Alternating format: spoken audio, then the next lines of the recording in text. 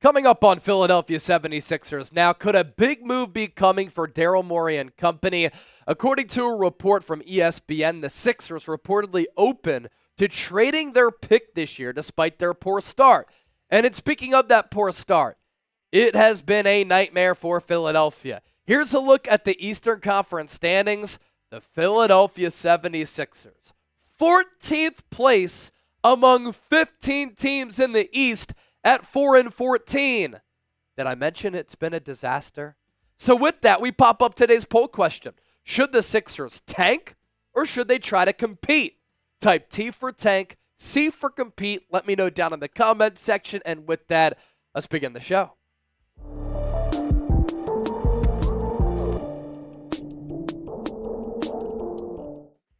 And this is Philadelphia 76ers Now by Chat Sports. I'm Chase Sr., producer Chip, making the ship go. And you'll see Chip and hear from him coming up here in just a little while. And what we're going to get into today, what I mentioned off the top, could the Sixers move their first-round pick in order to make a move to improve their team and trade for a player?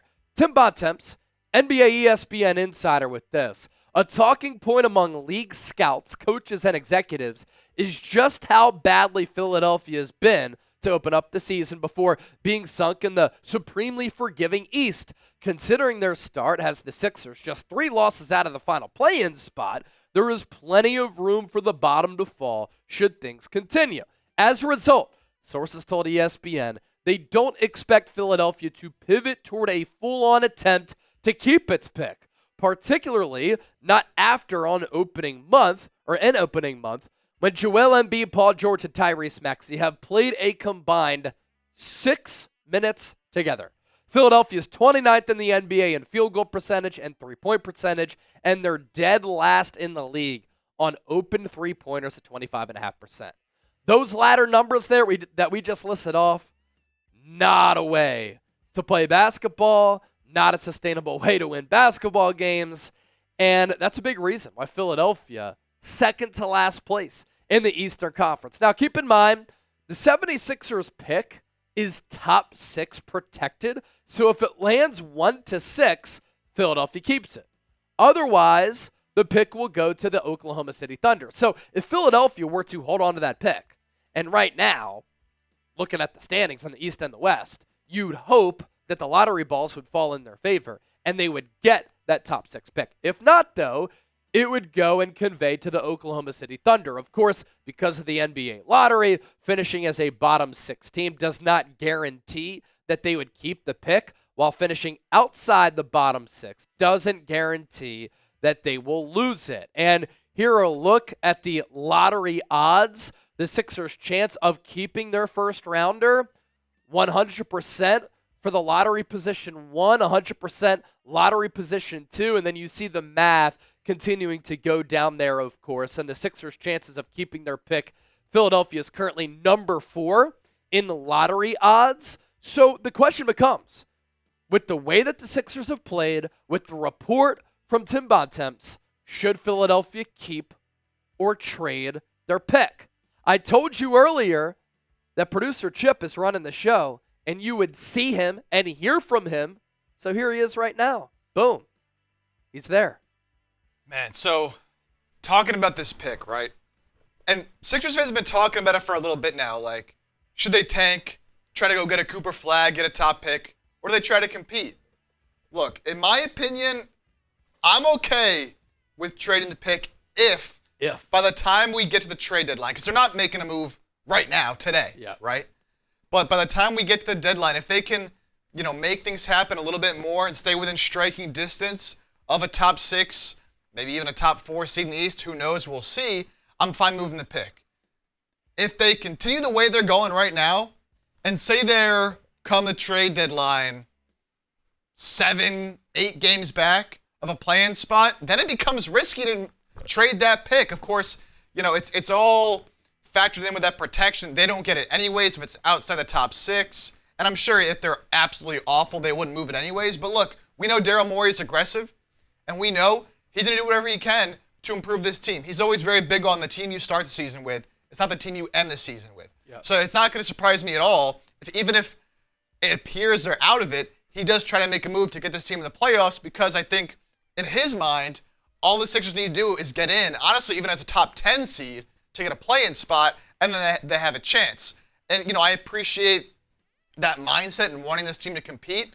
And, of course, it depends on the health of their stars. Joel Embiid, Paul George specifically, and, of course, Tyrese Maxey, who dealt with that hamstring injury earlier. Yeah. I'm not totally against trading the pick, but, man, if you trade it, you got to be sure that you're not going to fall back down into that bottom 6 in the NBA. And you got to be sure whoever you trade it for is worth it and worth taking that risk. I don't want it to be another, trade for a player like a Buddy Hield, right, who was good at first but didn't end up making that big of an impact. It's got to be a player that, for sure, will make an impact on helping you win games and keeping you out of that lottery so that whoever you trade that pick to doesn't end up with a top 6 pick because you decided to give it to them. I think Chip made a really good point there at the start. The Sixers aren't going to make a trade right now. And so how they play up until the February NBA trade deadline will determine whether or not they should trade the pick, keep it, whether or not they're going to tank, whether or not a playoff spot is salvageable. And we have some time in order for Philadelphia to make this decision. So if they're playing like they are now, then, and they're terrible, they have 4 wins right now, I think you keep the pick and hope that the lottery balls bounce in your favor. But if you're hovering around 500, close to 500, the East is wide open. Chip said it before the show. The East is so mid this year, then you might make a move then. So is this a mistake? Should the Sixers keep or trade their first-round pick? Now we want you to type keep or trade.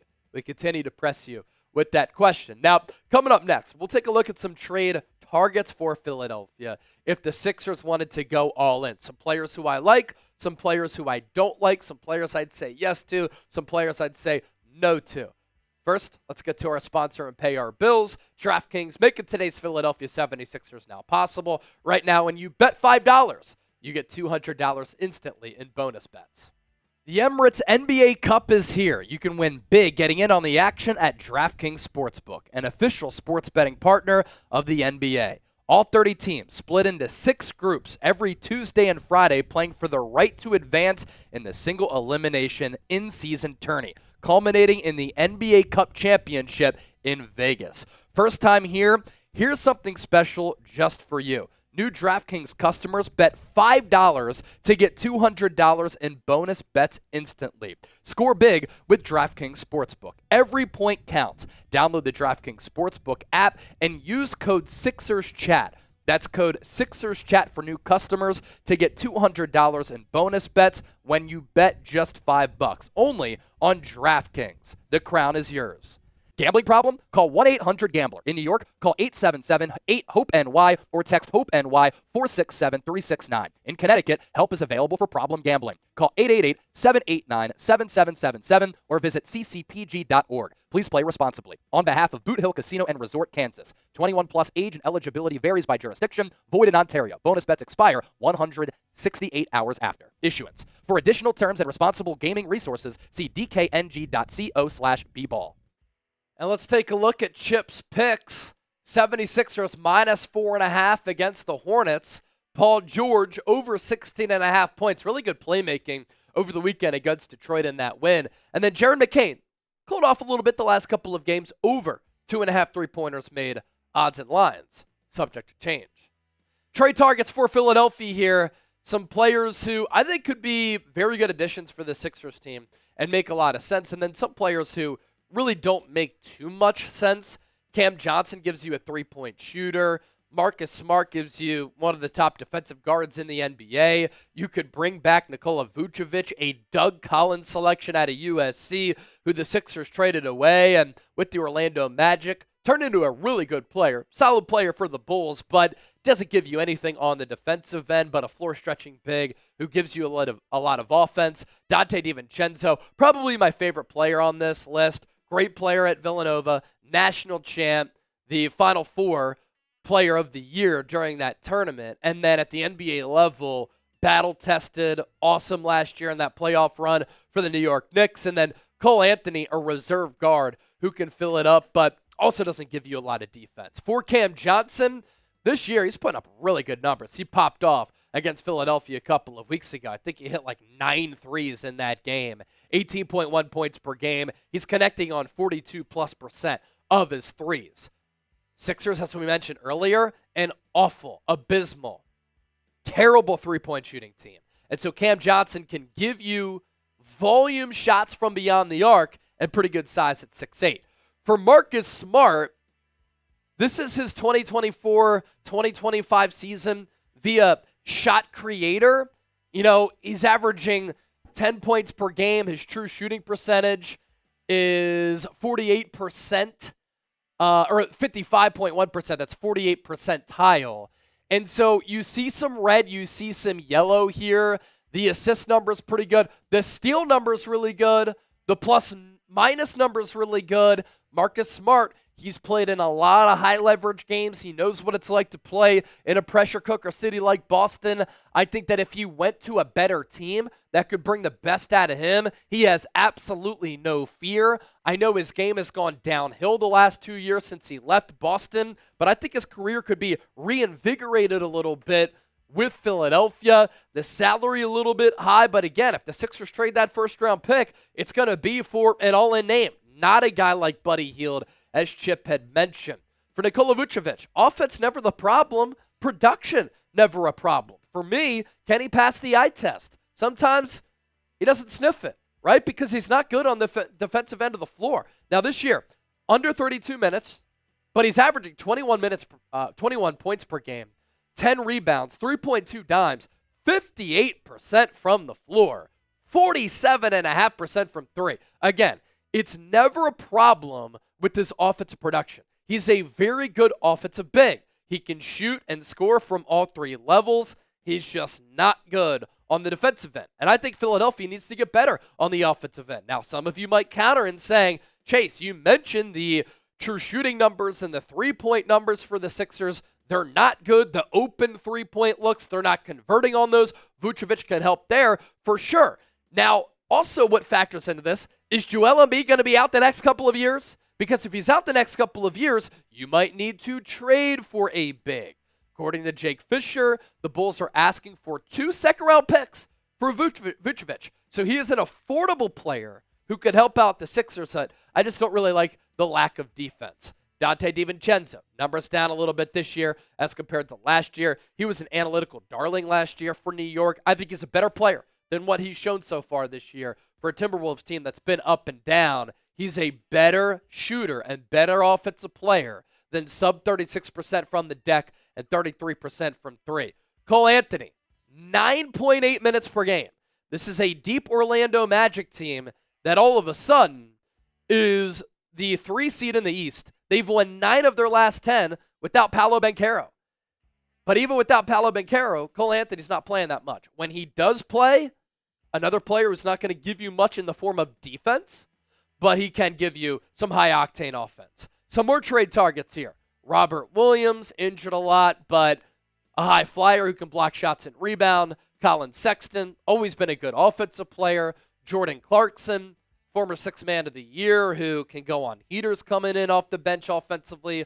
Kyle Kuzma, Malcolm Brogdon, both of the Washington Wizards. For Robert Williams, actually having a pretty productive season in limited minutes, under 19 minutes per game, but making the most of those minutes. 9.6 points and 6 rebounds, and then 71% from the field. This is a player who's a really good lob threat, will not give you anything as far as shooting. Does come with injury concerns, though. A lot of injuries to the knee.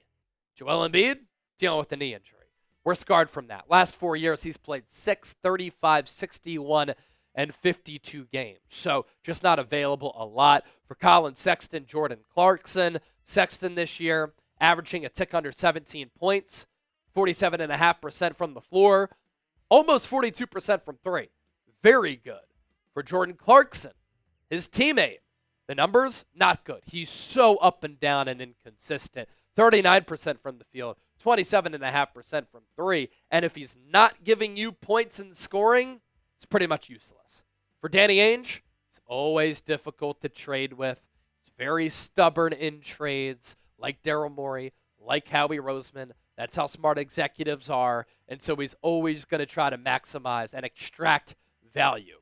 Kyle Kuzma continues to be a pretty good player for the Washington Wizards. This is more of a player who can impact the game on both ends of the floor here. Almost 16 points per game, but the shooting efficiency numbers, not what they were last year. And then Malcolm Brogdon, very good player, but just injured a little bit too much. So, Chip, 10 players right there who could serve as trade targets for Philadelphia. Any names come to mind? What thoughts come to mind? Yeah, so the trade market right now isn't great. A lot of players, obviously teams that are selling, worse teams, guys that, aren't quite the level you might want. And look, some of my ideal trade targets, like the guy I really wanted for Philadelphia was Tari Eason from the Rockets. They've come out and said, we're not trading Tari Eason. A player like that I think would be perfect. Now, out of these guys that have all been rumored to be available for trades, like Cam Johnson would be great. But the Nets, going to be asking for a lot for him. Maybe even 2 first-round picks because of how good he's been this year. But, man, if you get Cam Johnson on this team, I am all the way back in, especially with his fit, his three-point shooting ability on this squad. Outside of that, Vucevic, probably just making a little too much money for me, about $20 million to be a backup center. And again, you did bring in Drummond, and while he struggled, he's hurt right now. You hope you get better play out of him. Of course, it all depends whatever goes on with Embiid. You really never know. That's why I like Robert Williams a little bit better as a backup, just because he's making less money, although he does come with injury concerns. As you said, Chase, Donte DiVincenzo would be a great option if the Timberwolves are looking to shake things up. They've been disappointing so far, and he's been disappointing, but I'd be willing to bet on him being able to make some more shots and play some good defense. Cole Anthony, he'd probably be really cheap. You probably wouldn't even need to give up that first-round pick, or at least I certainly wouldn't, for a player like him. If the Magic are just looking to get off of him since he's not playing very much. And then, Kuzma, what kind of play are you getting out of him? Are you getting the Kuzma that won a championship with the Lakers back in the bubble that was efficient as not as a number 1 option like he's been on the Wizards? Can he fit in as more of a number 4 option? Maybe. Clarkson, Sexton, guys that'll fill up off the bench, but can be streaky. And then Brogdon. Again, those injuries, but we talked about Brogdon a lot here on the show. I think if he can stay healthy, you don't have to give up too much for him. He's another player on a bad team that would have more value on a team like Philadelphia. They could use a backup point guard, Kyle Lowry, Reggie Jackson, not really 100% getting it done. Yeah, so some insight there for myself and Chip, and 10 trade targets who Philadelphia could target with that first-round pick if they do want to move off of that selection. Before we hop on out of here, do you want free Sixers coverage year-round that's informative, entertaining, insightful, where you have a voice, where you could be a part of the program? This is your go-to spot and your destination, so hit that sub button right now.